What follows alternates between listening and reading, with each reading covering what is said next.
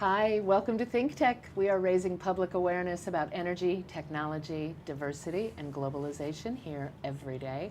This show is Center Stage. I am your host, Donna Blanchard, proud Managing Director of Kumu Kahua Theater, and we are coming to you live from our ThinkTech studio in Pioneer Plaza in the heart of downtown Honolulu, very close to Kumu Kahua Theater.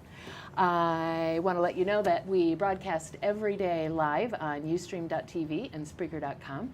You can find all of our shows archived on ThinkTechHawaii.com. And if you would ever like to join us in the studio audience, just email Jay, that's J-A-Y, at ThinkTechHawaii.com. Today, I am very happy to introduce you to our guests. They are actor and stand-up comedian Jordan Savusa and artistic director of Kumu Kahua Theater, Harry Wong III. Welcome, fellas. Hello. Glad to be here. I'm really glad to have you here. I'm looking forward to the conversation. Part of the reason I'm anxious to have both of you here, you have a lot of experience that I'd love to talk about. But in particular right now, you're both involved in the Lee Cataluna show, Flowers of Hawaii, that opens on Thursday, the July 24th. And I'd really love to talk about that show and your experiences with that. Cool? Okay. So let's start off with, Harry, you're the director of the show. Mm-hmm. How many of Lee's shows have you directed before? Let's see, only one other show.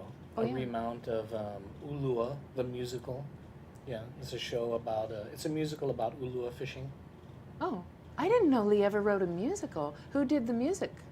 Sean O'Malley. Really? Uh-huh. And the other show, I can't remember who did the music for, she actually has written one other musical. It's You Somebody.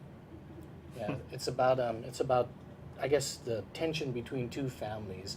You know, one of them's trying to be like a musical theater family, and the other one is kind of based on the Stices or the Anglais. You know, it's like a local family where everybody in the family is talented musically, and about them all trying to get their names in Wayne Harada's column, the old Honolulu Advertiser. Nice. Yeah. So two shows. Were those at Kumu Kahua? Or? Yeah, both of them were at Kumu Kahua. Oh, fabulous. And I know the name Lee Cataluna, most people know very well on the island because she has worked with HPR as well as the Star Advertiser. Mm-hmm. Yeah. And now teaches at Iolani schools. Yeah. And she was recently compared to, in the Star Advertiser, compared to Nora Ephron. She's Hawaii's Nora Ephron, which is what it is. And I have directed a Nora Ephron show before, and I like Lee's better. Oh yeah. I have to say. I don't think. So do I. Fabulous. So you didn't direct Folks You Meet at Long's, which is the Cataluna show that everybody says, "Oh my God, I love that show." No, I did not. Oh, Keith Kashiwada directed the first production, and I believe it was remounted, and Jason Konda, two of our board members and active theater people. Oh, okay. And then we should mention that this show premiered here in November of 2013, and this is actually the remount of the show, as we say it in the biz. And Jordan, you were not a part of the original production, and you have been inserted into this production as a replacement for a couple of unruly actors. Yes, the second go around, I play Orlando. That was played originally by Will Kahele. So I'm just happy to be in this play. So yeah, we're happy to have you in it.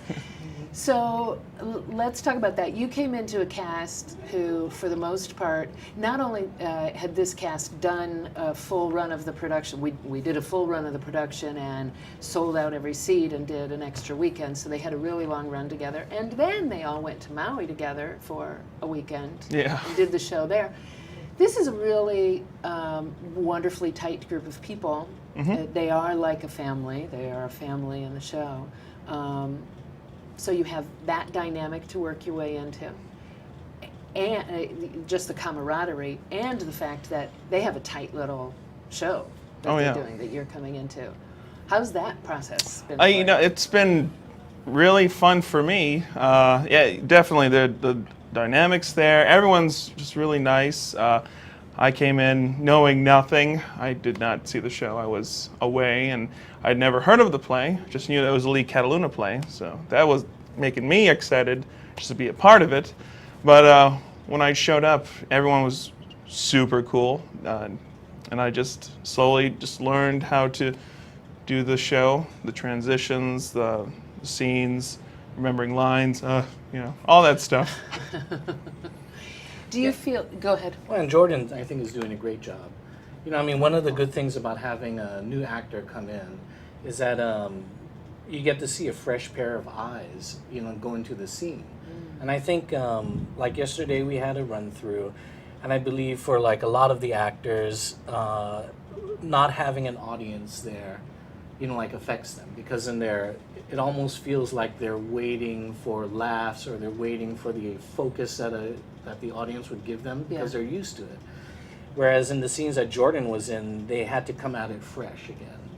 And so then I think, like tonight, I'm going to talk to the actors, and I'm going to say, hey, like come back to when we first started working on it, like how you guys focused on listening to each other and playing those moments. But all of that was there because Jordan is new to the process. And then really, I hope Will Kahele won't mind that I say this, but when Lee wrote the piece, she tried to not write it in Pidgin. And then really the only Pidgin that's there is because of the actors' inflections. And then so then initially it wasn't written in Pidgin. And then, no offense to Jordan, but like Jordan read it like it was standard English. And then actually that's probably closer to the way Lee had intended it. Oh. Yeah. I mean, even though I made fun of you. Yes. But yeah, it's really interesting, I think, even for Lee to hear it done the way that she may have intended it. Oh. And then it also forces the actors that are with him to speak in a different way to each other. Yeah, it probably sort of galvanizes everyone to have it shaken up like that. Yeah. And then Jordan is funny. He did both scenes just completely hilarious. Like that. I mean, I was crying the entire time. And then I had to tell him, well, like actually, this guy gets beat up. And, But the way I did it was hilarious. We're meant to be a straight out comedy. Man, no one gets beat up like me. That's how it goes. Fabulous. So, one time I was directing a show and I had a guy, my lead in the show, Secret Garden, got sick, hospital sick, and I had to replace him. And it was the same sort of experience that, luckily, there was a guy who lived in the area who loved the musical and knew all of the music and was a really great actor, and we plugged him in, and I found that we missed the very talented, wonderful actor who was cast in that role and had already played the role for 3 weeks. But everything was like, amped up when this new guy came in, and all of the actors around you, I'm sure, are right there ready to support you, and there's so much more on their toes because of it. Oh, definitely. I don't know. Well, it'd be nice to think that I amped up the show, but coming into this, the play, the process, I knew what I was getting into. A lot of professional actors, who have done the show already, and I have to say my experience has been great. I feel like it's growing. My process as an actor is growing by just being around these very talented people in a very talented theater doing very talented things. It just all feels great. Yeah. I mean, it's hard. Some things are hard and uncomfortable, but at least I know with the cast and the stage hands and the director and everyone has been really supportive, and I couldn't have asked for a better experience with Kumu Kahua. You're playing a character quite a bit older than you are Yes. in real life. Yes. How's it been working with that? It's a whole new ball game. I've done it before, I know. Yeah, well, the person I'm playing is 50, in his 50s, I think in his 50s. Thank you. I shouldn't read the script. So he's in his 50s, and I'm 29. So, yeah, it was, sort of it was difficult to think, I don't want to be like weird old, or not weird old. Right, Just, yeah, please I don't want to make play. 50s look like I'm 52. No, I don't. But to play it real, and but it was really fun to figure out like little things. I watched my dad a lot, and he's in his 50s, so that's the best person I could think of. He looks just like me, just grayer and with a sweet mustache. So, if you know my dad, I look just like him. What are you, now I have to ask this because 50 looks a whole heck of a lot younger than it did when I was 29. So now that I'm 39, what have you found are the differences in the way your own purportment, you're bringing your own purportment to make us believe that you're 52 rather than 29? Physically, and now, when I first did the scenes, I was just doing it, and Harry noticed that I was moving a lot, and I was one of my favorite notes he ever gave me is like, well, now it looks like an episode of Friends, and I always remember that because I was everywhere, I was moving, it was very farcical. I'm a physical guy, I like to move around, but. So I noticed in trying to make this character real for me, I would, slow down. Just literally, everything's a bit heavier for me. Not droopy, but just I feel gravity a bit more, and it sort of helped me get into character. But I just trying to figure out just like the little things, like a puzzle. Just want to say, oh, gravity here. He's not so fast here. He wouldn't do this. And if he did, I'd be like, wow. So, but just like whatever worked, I can't even say, but trying to play an older person was was a little difficult. Well, I think most people, by the time you get into your 50s, you've built up some tension centers. That's my take on it. Yeah, like that. I know, I got them. You built up some tension centers, and I think maybe you're a little more aware of gravity, and maybe the voice drops a little bit. I don't know. What kind of direction did you have for Jordan, Harry? Well, I have a patented genius response to I said, it's not old enough. Be older. And I was like, yes. Yes. You see it, saturate him and shh. But you cast good actors, and he did most of the work himself, and so if there was something I would say, stop moving so much or something like that. And then, but it's all coming through the voice too, like that, how the voice is used. Yeah. I talked about, I think. Yeah. And then when I said it looked like an episode of Friends, actually I was referring to the fact that he's in a scene with, I guess, a girl who's about your age, yeah. Oh yeah. Yeah, Danny. Celebrity. Yeah, she's 20 something, like in her mid-20s, and so it looked like And they're playing father and daughter. Yeah, they're playing father and daughter, and they look like they're like Joey and Chandler. Rachel or what? Phoebe. One of them a girl. Yeah. Phoebe. Like that in the show together. So I didn't want them to look like they were dating or he was hitting on his daughter. So that's what I've been watching for. Okay. Okay, we're going to take our first break. We will be right back. Which camera are we using? This one. We'll be right back on Center Stage on the ThinkTech Hawai'i digital series. Bye. Okay, this is ThinkTech, and one of our favorite shows is Hawaii, the State of Clean Energy. And it goes 4 to 5 every Wednesday right here from ThinkTech in Pioneer Plaza at the core of downtown Honolulu. And my co-host is Ray Starling from Hawaii Energy. Ray, do you like the show? I love the show. It's great to see all the new people coming in with new ideas about how to save energy, get us off of fossil fuel, and that's what it's all about. So Hawaii, the State of Clean Energy, see us on Wednesday afternoons at 4 o'clock. I knew he'd say that. Thanks, Ray. Hi, we're back and we're live. This is Center Stage on the ThinkTech Hawaii Digital Series.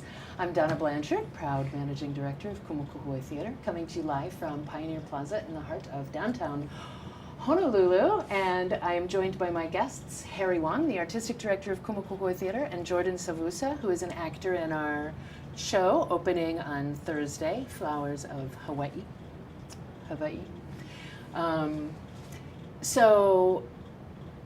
I've heard this about you, Harry. I haven't been involved in your rehearsal process, but I've heard that you are very good about giving the actors what you feel they need, but allowing them the opportunity to not flail about, but to work on the process themselves. And that means a lot for an actor to have that sort of permission to fail. Yeah, just as long as it's fixed by opening night. Oh yeah. Well, I mean, Jordan actually wasn't privy to this, so I'm sorry. Actually, I should have probably. Oh no! Everybody. Oh no, you're gonna hear it now. No, I always kind of felt like three things need to happen at every rehearsal, like that. And one of them is I call washing dishes. So what I mean by that is that like Mr. Wong, like most local boys, lived at home, like that, and then he would like come home, at the end of the day, and there'd be like dinner, and then I would eat it, and I'd take my plate to the sink and I'd drop it in there, and the next day, the plate would be clean, and dinner would be there again, and then I was like, wow, this is great. And then Mr. Wong, myself, moved out, and like I did that, I had to make dinner myself, and then I ate it and I left the dishes there, and eventually there was a pile of dishes and it was just filthy. And there's like maggots and flies flying around all over the place. And then I realized, I have to wash my own dishes. I hate washing my own dishes. So that's like what warm-ups are. Because we're a community theater, I think most people have stuff they do all day. Like they have jobs, they have families, they have jobs with their families, and then they come to rehearsal, and then for that moment they need to be there like physically and mentally, and they need to like let the stress of the day go through, and so then I feel that they need to like recommit to their bodies somehow at the end of the day, so the rehearsal can go well. It's like washing the dishes, and I really don't like warm-ups, me personally, when I was an actor, so then I consider them like washing dishes. Okay. And then the second thing is, I think the actor needs to go up there and just go for it. Like just vomit whatever comes out. And as long as they're not going to hurt each other, like that, or like somebody wants to punch somebody and they do it. As long as they're not going to hurt each other physically. And then after that, the third thing is we pick and choose what was good, what worked, what helped tell the story. And then, myself, I go through the script over and over again, trying to figure it out, trying to understand it, trying to listen to it in different voices. And then I throw all of that away because, it's great to be working with somebody like Jordan and all the other actors in Flowers of Hawai'i and see what they teach me about the script and then how they fire my imagination and then how I want, it's like, oh, I never thought of that. Actually go like this. He did this one move where he bent over the table and he did a move like this. And I was like, oh, that kind of works. So I asked him to keep it. And it's been molded into an odd kind of moment in the scene. Yeah, so I mean that's kind of like what I like. Very cool. Yeah, and I've worked with directors before who will start giving you directing notes in blocking while you've got the script in your face, and it drives me insane to think that I'm not being given an opportunity to explore and play. Because it's one thing to, of course, you read your script and you make decisions and you make discoveries. First you're a detective, and then some things are left a little nebulous, and there you make your decisions. But then it's another thing to physically manifest those things and sort of play with it in your body. You know what I mean? And sometimes it doesn't come out like you intended, and sometimes your body makes it come out differently. And it's great to have someone there to say, that worked, that didn't. What was your goal here? This was successful. This wasn't. But and I think it's also incumbent upon the director to as quickly as possible understand the actor's process, because then there might be some actors who actually not all the time, but in certain scenes really want a controlled physical direction, so they can free themselves kind of emotionally. Like, so you find actors like that really need, like a clear, okay, when I got to pick up the cup, and they go, yes. And then you tell them what you're doing is trying to hide behind the cup when you pick it up. And then once you give them that, then they can go there emotionally. You know what I mean? But and then other actors, you know, like you make a suggestion and they find it, you know, or they, you know, like they have an idea and they want to try it. But so I think part of the rehearsal process is learning how to work with different actors. So then, like in a show like where we have, I don't know how many actors, but 9, 10, 15. It's 15 in that Oh show. my God! Wow. Yeah, somebody should have told me that. And yeah, I mean, so then there's a lot of different processes. Yeah, processes, I guess, and then even within scenes, yeah. Yeah. I think, were you finished? Oh yes. Okay. Were you, I think what a lot of people don't realize is that when you are, a lot of actors don't realize this, when you audition for a show, you're not just auditioning to do Lee Cataluna's Flowers of Hawaii, you are auditioning to do Harry Wong's interpretation of Lee Cataluna's Flowers of Hawaii. I think there's a great deal more responsibility that falls on the director's shoulders than maybe people realize. Mm-hmm. Yeah. Yeah, because you're responsible for every one of them, bringing them to the vision that you ultimately have. And maybe they help you create the vision and hone it along the way, but your responsibility is to that vision. Yeah, I agree. You say, you know, like the thing is, they said like you would go.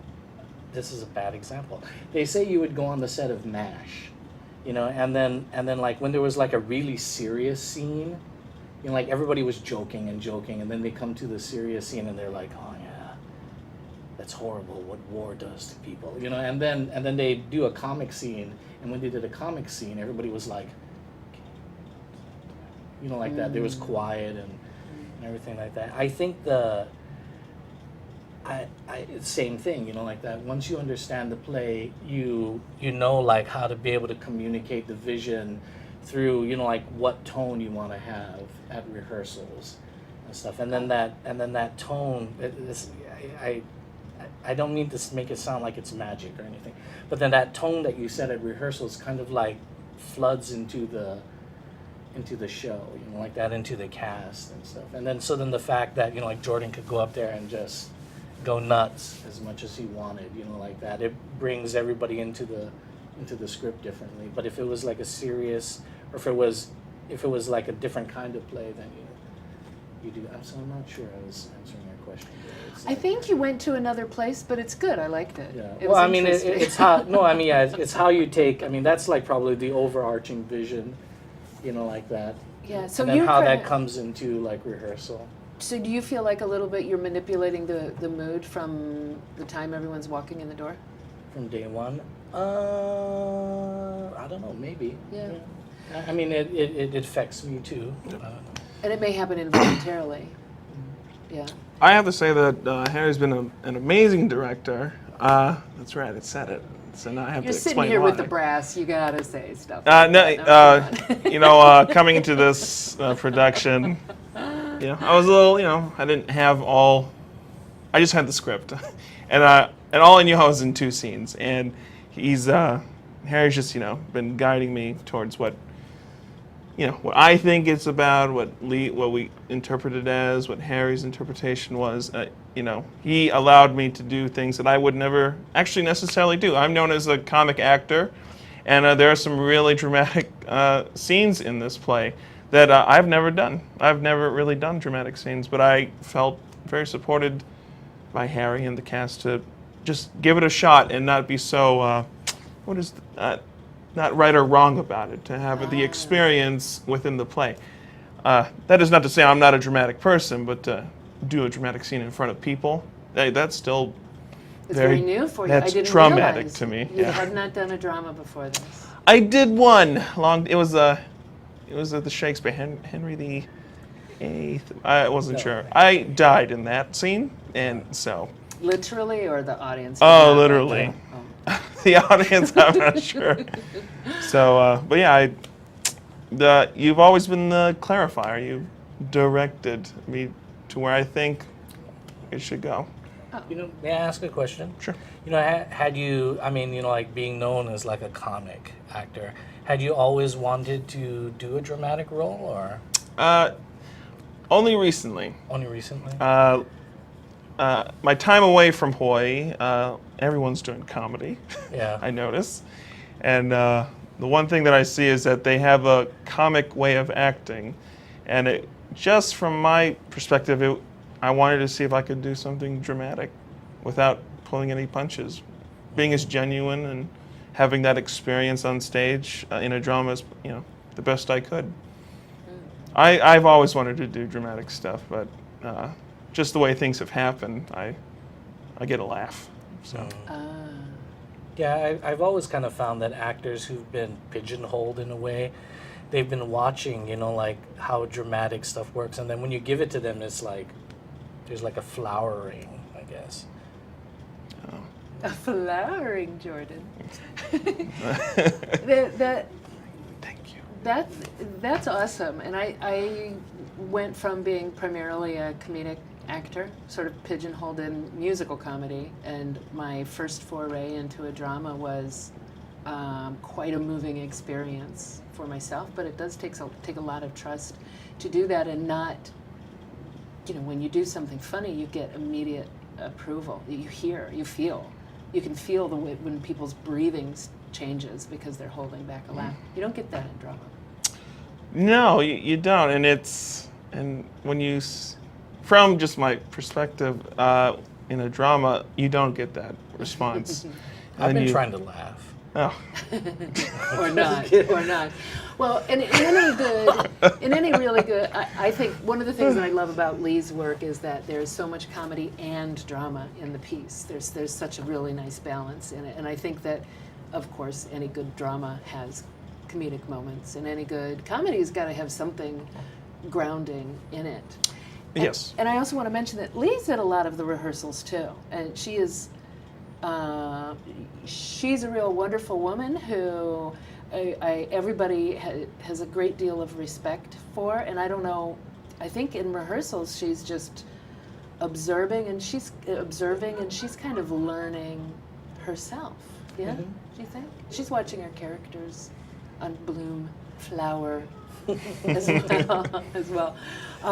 Her imagination is on stage, and we're sort of the players, and that's really cool. Sometimes I always get scared that the playwright is watching the play, because in the back of my head I'm always thinking, is that how they thought this was supposed to be? But she's been great. She's everyone's just been great. I don't feel. Well, Lee's just been great. I've said it 3 times. You can probably stop. Great. So Will Kahele is great. Great. Too. You know what? When you're talking about great people. Sorry about that little inside joke. I couldn't help it. I just have a couple more minutes left in this segment, but I want to make sure that we talk about. Let's get into your background as a comedian first, because it's not just that you've done a couple played a couple comedic roles. You have really built a career in Chicago, and you've trained also in LA around comedy. Now that I just told your story, let's go into Harry. No. Excuse me, Harry. So let's talk a little bit about what you've done over the last year. I'm gonna cut you off in about 2 minutes, and then we're gonna come back. But let's start. I was doing a summer intensive with Second City at the Premier Comedy School in Chicago. That was fantastic to see live sketch comedy just in the seats where there's so much to Second City, all the big names that have come out of there, and so I was happy to be a part of that. And then I returned to Los Angeles to do my next level in the Groundlings. That's the comedy school in Los Angeles, where a lot of big names have come out as well. And that's what I've really pursued for the last year, and I've absolutely loved it. But the processes between those schools and then the little processes in Los Angeles have been tremendously different, beneficial, not beneficial. It's just been an experience of trying to find my way of doing things that I see in the ways of the Groundlings or Second City. And I feel like I'm still a student, but I've learned so much of what they see as comedy, and I'm going to take a lot of things away from that. Excuse me. There's, I went through the classes at Second City, and I was surprised to find that there are so many rules governing improvisation. there's a lot of rules so Yeah. that you play nicely together in the sandbox. I don't have experience with the groundlings. Are there differences in the basic tenets of it? The way they figure things out Oh, are, rats, I gotta take a break. Sorry.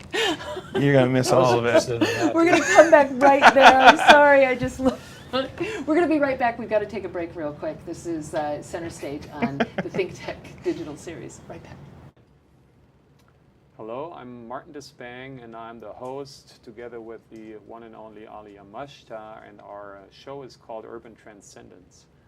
And Urban Transcendence is about identifying where we have a unique situation of a vibrant city in one of the most beautiful natural environments. So how these two can coincide, sometimes conflict, how they could find reciprocity in the 21st century is what we're excited about.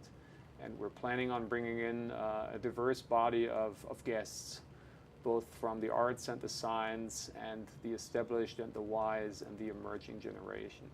So hope you will join us. We'll always be on Thursdays from 1 to 2 p.m. Thank you. Hi, we're back and we are live. This is Center Stage on the ThinkTech Hawai'i digital series. I'm Donna Blanchard. I'm talking with Jordan Savusa and Harry Wong, and we're going to pick up right where I so rudely interrupted you. We're running the clock a little bit differently on the show today, so that's my excuse. So, the differences between Second City and the Groundlings' basic tenets. Second City is all about satire.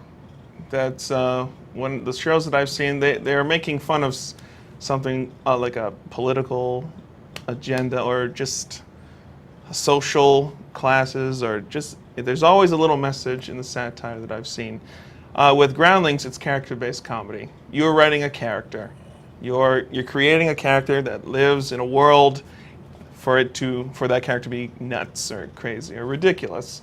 But both of these they leak into each other. It's not like Second City only does satire and Used to Be only does Groundlings, or not Used to Be. Groundlings only does character. Used to Be is the game, which is another place that I did in Los Angeles. There's so many ways of doing it, but Los Angeles, character-based, and even like Second City satire. That's pretty much it. Okay. Their processes are different, though, in the sense that I took both writing classes from Second City and the Groundlings, and what I found was with Second City, it's not like math, but you get a few blocks, and then you figure something out from these blocks, the who, what, where, what are they doing, and then you'll find out what's going on. With Groundlings, when I went through the writing lab, personally, I just thought it was, oh, you think that's funny? All right, write a sketch. That was the entire process about that. Absolutely loved it. I loved how you're just like, oh yeah, it's a funny idea. Just see if you can write it. And it's not about, and for both of these ways, it's not about the first time you write it. You are writing those sketches again and again and again, just honing that missile until it's perfect, that comedy sketch missile. So you're writing, and then you're seeing, you're seeing other actors do the work, and then you're writing some more, or you're involved in? Oh, so with Second City, I noticed is that there are writers, and then there are actors who do the sketches that the writers wrote. At Groundlings, you perform in the sketches you write. The character you write is your character, and you're performing that character. Gotcha. It's the closest thing to just doing it. You know how it is, you know how you see it in your head, and they allow you to do that on stage in front of people. So I really absolutely loved it. Like for example, they don't know this in Los Angeles, but they don't know local humor.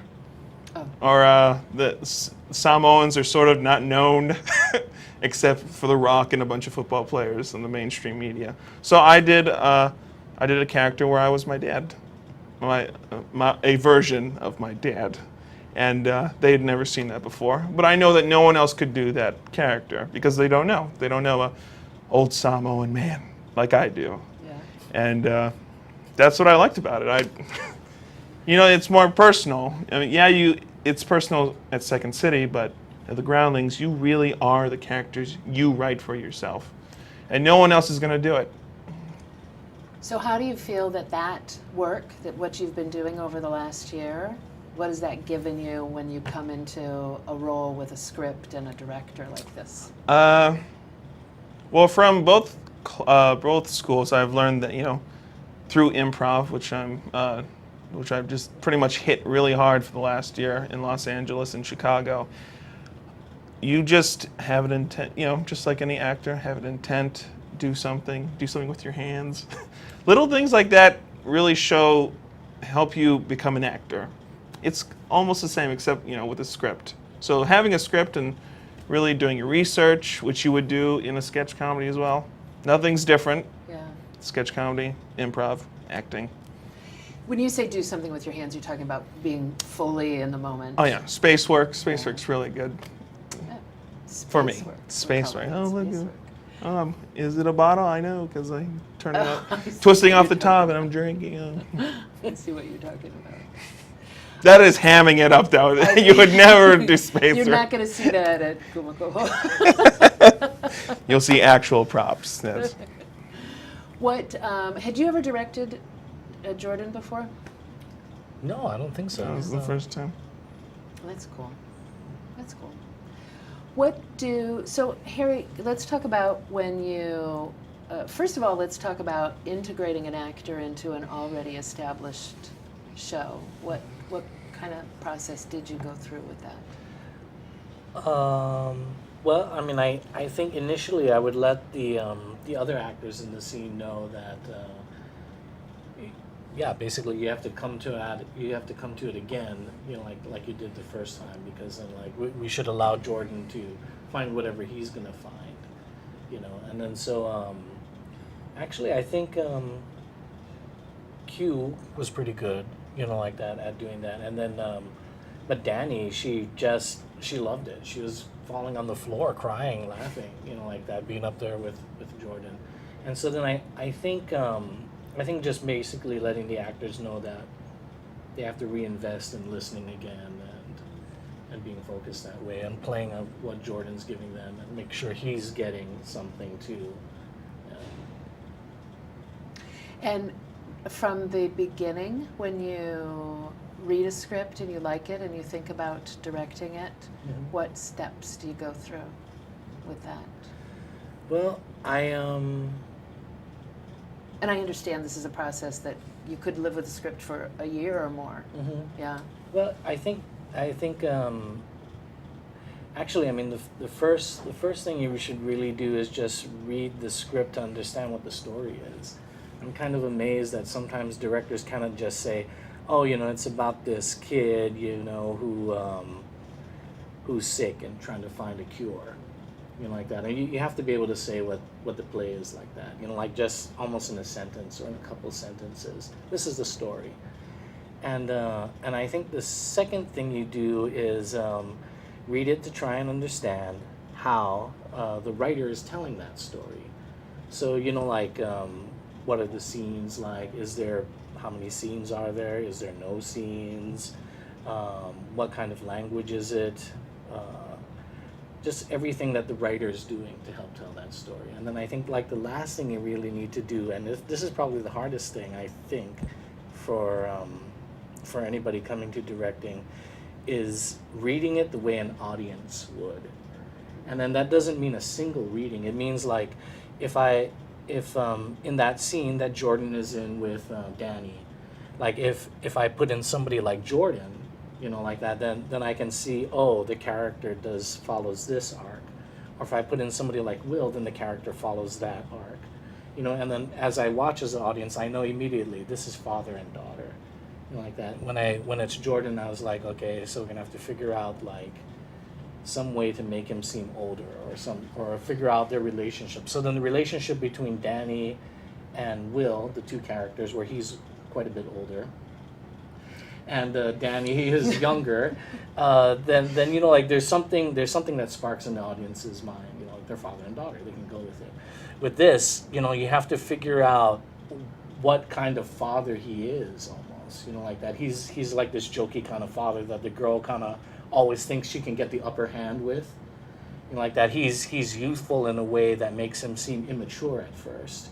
And Danny's maturity makes it seem like he's the one who's the idiot in this, and then he kind of turns it on her in the last moment, and then I think that relationship with this, which is not just immediately accepted by the audience, gets transferred when they see how they relate to each other. Because I think people know fathers who are like silly like that, you know, where the kids like seem to run over them a lot.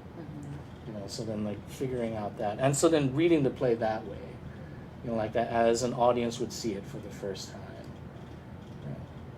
And then you start making choices. You know, you start to make choices. You're creating a world, you know, like that, where like where it's with its own physics, you know, its own geography. Yeah. That door over there is always France. You know, that door over there is always going inside the bedroom, and then you know, that's the world. When you come into so you cast your show based on what you know of the script and decisions that you have made and the talent that shows up. You cast your show and you come in, you have your initial read through and talk about your vision, and then you go into your first blocking rehearsal. Have you made decisions? Have you already mapped out their traffic, or is that more of an organic process with the actors? Well, you know, like you always, you should always have a plan so you can fall back on it if nobody's being inspired. But I always try and get it to be as organic as possible. Yeah, and I'm not like, is it Harold Clurman? I don't like map out the entire thing with pencils and like they're coming around this way to walk towards this block, you know, and he's using his right hand to pick up the cup, you know. Yeah, I've never done that. But then eventually I try to get it down so it's always the same. Yeah, I feel like it is an art unless you can repeat it, then it's just improv. Oh, I'm sorry. Then it's just accident. Right there. Then it's just an accident, you know. Guys. Sorry. That was joking. Did someone just snort on my show? Oh, that was me. I realized this is crazy. The older I get, the more I snort. I never snorted until I was 29. And that was only 2 weeks ago, but I've been snorting like crazy. I'm scared. Well, you know, you spend a lot of time in LA. Well, in Chicago, there's a lot of snorters. Yeah, there's a lot of snorters, and there are a lot of people who laugh and snort in Chicago. Let me say that. It has something to do with the cold weather. I don't know. The mainland has changed me, guys. I'm sorry. Changed you drastically. So, how do you feel about? So, once a show is up for both of you, you have opening night. Is everything set in cement? Does the process grow? Does the process grow intentionally? Can we talk about that for 2 minutes? I guess as an actor, I think you're always changing. I mean, it's not set in stone. It's a different night every night, and then you have to just keep doing it. And, you know, finding little things here and there. I think that's cool. I think that's the cool thing about being an actor. And if I could just plug one more, not plug, but say about this process I saw at the Groundlings. I saw the same show 3 times. The first show, the preview, one in the middle, and then the closing night. And they did the same sketches, but each show was completely different. They changed things. And the script too, they changed little jokes here and there, but they were the same characters. And they made things, this first one was okay, second one, hilarious, third one, I was dying. And it's an ongoing process, and if you look at it that way, then you can never be bored. And I think that's what you need for an actor. If you're bored with something, that's not good. You want to always be alive in the moment, and I think, I forgot the question, but just, Yes, and see, I'm playing the game. I Good, learned that guys. at All right. Second City. Yes, and I'm going to have to wrap up things here pretty quickly. You want to say something quick about that, the evolution of a show after it opens? Well, ideally, if you've directed it correctly, you know, it grows. You know, it grows and it doesn't lose the story. You know, I mean, that's the most important thing, I think, is getting across that story. Yeah. Absolutely. But then it needs. That's to what grow. I meant to say. That's what you meant to say. But we it know needs that. to grow. You're going to talk to it, rehearse I it, need talk. a script bad. I got to wrap up. Thank you both so much for being here. I really enjoyed the conversation. I hope you did too. I would like to thank a few people. Thank you for being here. Thank you to Zuri Bender, who is our stage manager, to Ian Davidson, who is in my ear, to Chrissy Goffigan, who is our communications director, and Jay Fidel, who somehow manages to put it all together. If you would like to see this show again, go to our website, thinktechhawaii.com, to check out all of our archives. And we will see you next week on Center Stage. Bye.